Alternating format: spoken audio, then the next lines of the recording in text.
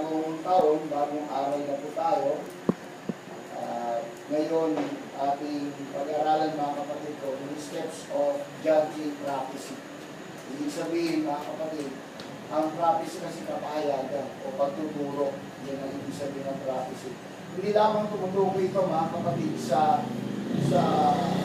end times, sa Book of Revelation, kundi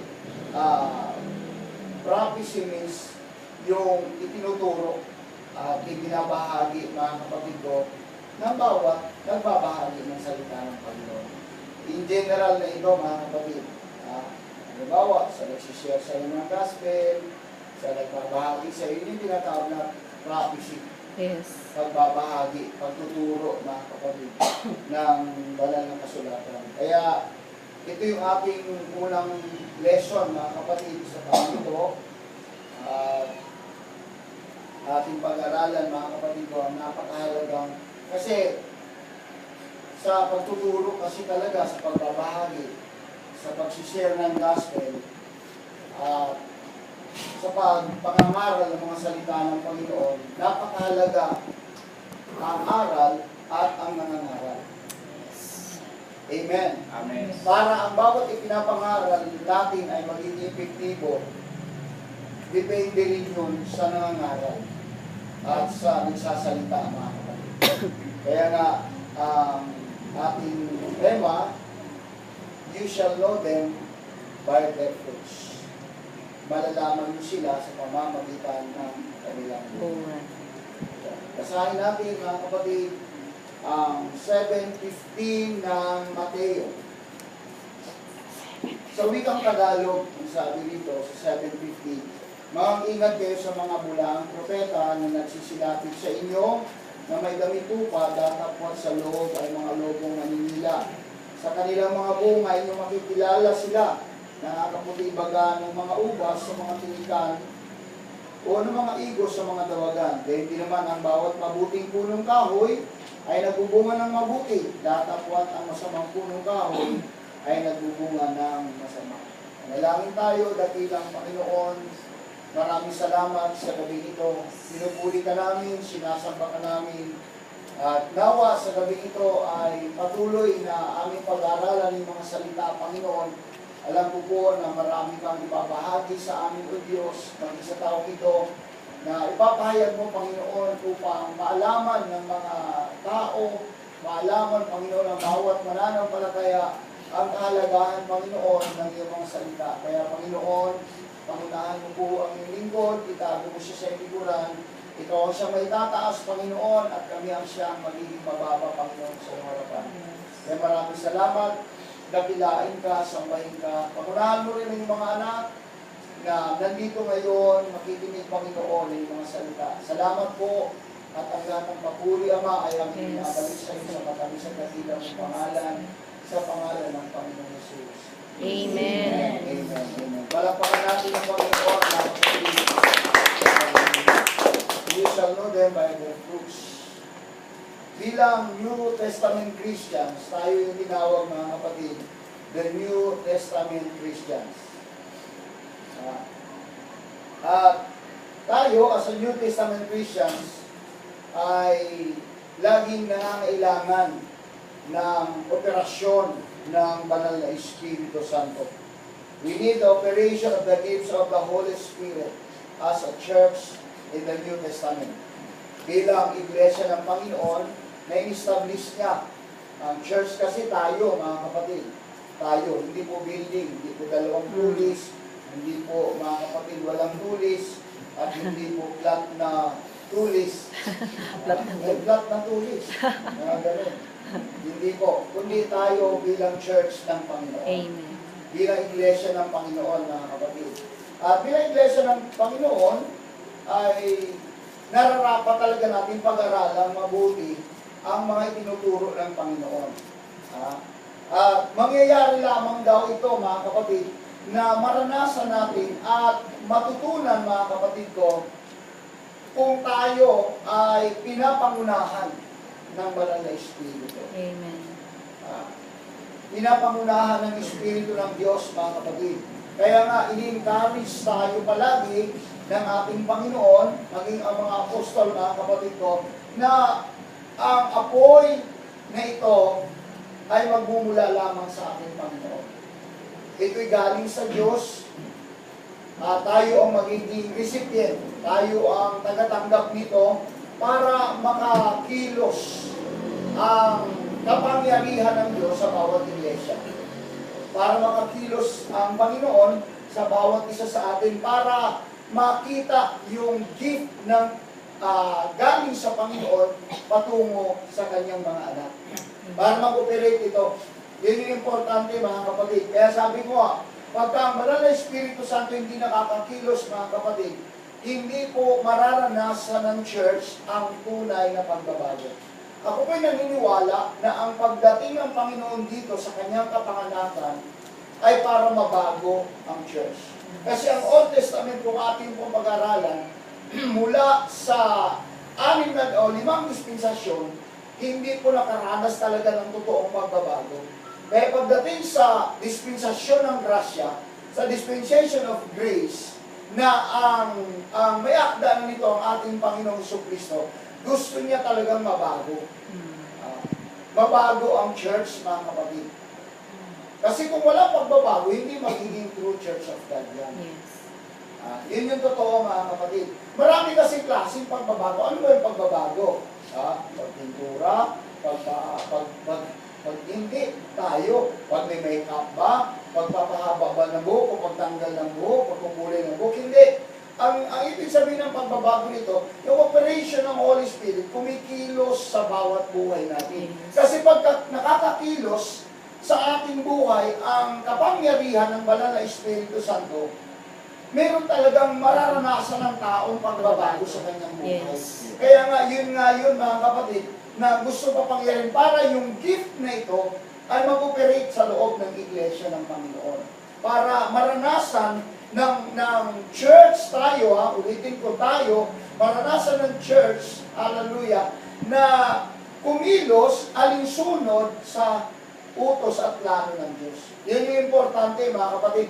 Hindi gawa ng tao, kundi gawa ng Diyos. Gagawa ka dahil ipinapagawa ng Diyos. Hindi yung gagawa ka dahil inutos ng tao. Hindi po. Kundi nag-ooperate, kumikilos, mga kapatid ko, ang gift sa ating buhay dahil sa kinikilos tayo ng Panginoon. Yun yung importante, mga kapatid. Kaya nga, dito, sa pagtuturo, mga kapatid ko, sa pangangaral at sa mga nangangaral, mga kapatid ko, napakadali pong malaman ang totoong gift at hindi totoo. The false gift and the true gift. Malalaman mo yun, mga kapatid. Hindi na kailangan pa, mga kapatid ko, suriin mabuti, makikilala daw ito sa pamamagitan ng bunga. Makikilala daw ito, mga kapatid. Kaya pagka ating pag-aaralan ang pangangaral or prophecy, mga kapatid, sabi ng Panginoon, you shall know them by their fruits. Yun yung importante, mga kapatid. Kasi ito yung unang hakbang sa pag-aaral ito, mga kapatid, na maunawaan mo, hallelujah, ano ba talaga ang totoong nasa Diyos.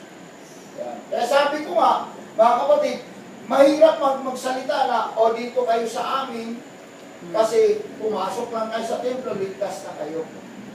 Dito sa amin kasi, Amerikano yung aming missionary, nangangaral. Diba? Guwapo. Dito kayo sa amin, ligtas kayo.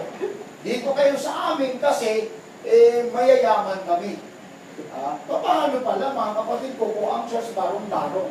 Paano pala kung ang church, mga kapatid, nakikitira lang, hindi na pala maligtas? Yun yung isang magiging problema, mga kapatid. Kasi marami ngayon pinagbabatayan, mga kapatid ko, ang ganda, ang yaman, yun yung pinagbabatayan. Pero ang punto natin dito, mga kapatid ko, ang aral tama ba? Yes. Yun yung importante. Kung ang aral tama, mga kapatid ko, sige, patuloy ka. Yes. Pero kung alam mo na hindi na tama, mga kapatid, at sigurado dadalhin ka sa kapahamakan. Kaya isa sa pinaka-maunawaan mo at malaman mo sa pamamagitan ng bunga. Yes. Ano yung bunga? Sigurado ang mangga, pag namunga, hindi santol. Diba? Mangga talaga yun. Everybody say amen? Amen. So yun yung isa mga kapatid. By their fruits you shall know them. Kaya nga, ang ating Panginoon, may warning dito mga kapatid about sa mga nagtuturo. Ito, karapatan ito ng church, mga kapatid, hindi tayo manghusga, kundi sa loob naman ito yung tinuturo. Karapatan ito na maunawaan natin, mga kapatid ko. Kasi kung minsan, marami tayong pinapanood Marami bumibilib, sa totoo lang, mga kapatid. Marami sa television ngayon. Ang hindi na ang salita natin sa binibiliban yung tao na Yes. yung tao na. Hangang-hanga, mga kapatid ko. Hangang-hanga, ang galing ng preacher namin, lakas magmura. O biruin mo. Paniwala. Diba? Totoo. Ito. Hanga na sila, mga kapatid. Makikipagdebate na sa iyo, mga kapatid ko. Dahil nga, sa kanilang hinahangaan, isa lang ang dapat hangaan, ang Panginoon Diyos. Yes. Siya ang dapat hangaan.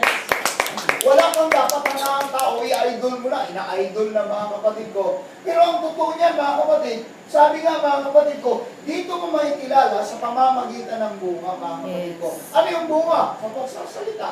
Ano yung bunga? Sa buhay. Sa buhay. Amen? Amen. Yun yung totoo. Kaya nga sabi ng Panginoon, warning niya, beware of false prophets which come to you in sheep's clothing. Parang damit tupa, mga kapatid.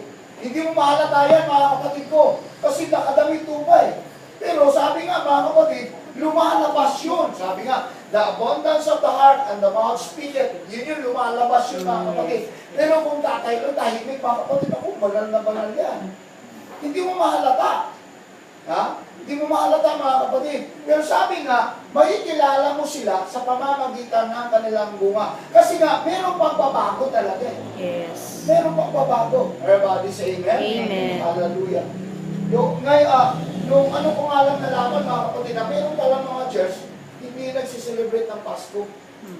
Oo. Matagal ko lang alam na may mga ganon, pero ang akala ko yung dating daan, naniniwala silang Diyos ang Panginoon sa Kristo, pero hindi pala nagsiselebrate ng Pasko yan. Sabi ko, kapanganakan ng Panginoon, hindi naman sigurado exact date na 25. Wala naman tayong sinabi 25 ang ipinanganak. Ang mahalaga, may ipinanganak. Yes, Hindi amen. importante, may ipinanganak. Kaya tayo nag-celebrate, mga kapatid. Celebrate natin yun, yung kapanganakan. Hindi pala sa naniniwala. Kaya sabi ko nga, paano yun? Kinikilala nila ang Panginoon sa Kristo Diyos. Meron namang isa dito, hindi kinikilala ang Panginoon sa Kristo Diyos, tao lang, hindi rin nagsiselebrate. Sa bagay, tao nga lang. Tama naman. Paano ka mag-celebrate, mga kapatid ko, tao lang ang Panginoon sa Kristo? Tama lang talaga. May mga kapitbahay kami ganun pero, humingi ng pamasko. Correct. Namimigay pa ng na regalo. Pero nanghingi ng pamasko. Sabi ko, ang dami yung mga bago yung binigay lagi. Pamasko po sa amin. Akala ko laki. Parang yung kaibigan ko na Hindi iglesia. pala matiis. Diba? So yun yung isa na yung problema, mga kapatid.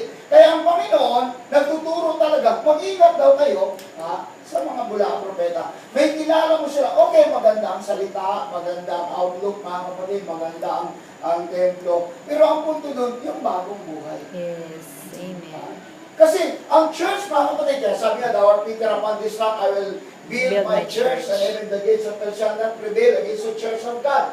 Yung church na in-establish ng Panginoon ay in-establish ngayon para mabago. Kasi nga, doon, ang church doon, mga kapatid, walang pagbabago. Laging hopeless, lagi mga kapatid ko nadadaig ng kaaway, lagi mga kapatid ko nasisira ang church noon sa Old Testament. Kaya nga nung dumating ang Panginoon, gusto niya mabago, mga kapatid. Ang pagbabago dito ay kung paano sasambahin ng Panginoon sa Kristo, paano siya sasambahin at paglilingkuran, siya lang ang paglilingkuran, mga kapatid. At nakikita mo, doon mo maranasan ang pagbabago sa loob ng iglesia. Amen. Yun yung sinabi, mga kapatid. Kaya sabi nga ni Apostol Pablo sa 2 Corinthians chapter 11, verse 13.